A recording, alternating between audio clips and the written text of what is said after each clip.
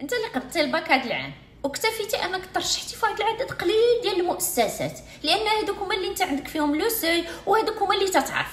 انا اليوم تنقول لك شحال ما قللتي الترشيحات شحال ما قللتي الحظوظ ديالك، وخصك تعرف انك انت راه ما ضامن حتى حاجه. واش ضامن انك تنجح في الكونكور؟ راه حتى حاجه ما ضامنها. داكشي باش خصك تكون ذكي وترشح في الاغلبيه المؤسسات. راه المغرب فيه اكثر من 80 مؤسسه، عندنا اكثر من 120 تخصص. راه لا يعقل انك ترشح في جوج ولا ثلاثه المؤسسات. عندك تقول لي لا انا ما عنديش لو سوي، وراه ماشي جميع المؤسسات تيطلبوا لو سوي، راه كاين اللي تيطلب لو سوي وكاين اللي ما تيطلب حتى شي سوي. وخصكم تعرفوا ان اخر اجل ديال الترشيح راه هو هاد الايامات ديال جويي. غادي نخلي لكم واحد لو ليان اللي غادي يعطيكم واحد لو طابلو ديال جميع المؤسسات اللي باقي الترشيح فيها، وغادي يعطيكم حتى اخر اجل ديال الترشيح.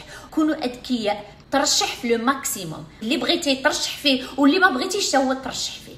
صافي ثق بيا والله الا يترشح وغادي تشكرني واحد النهار. فوزيت لي ميور اوني لي ميور، غادي نترشحوا في لو ماكسيموم.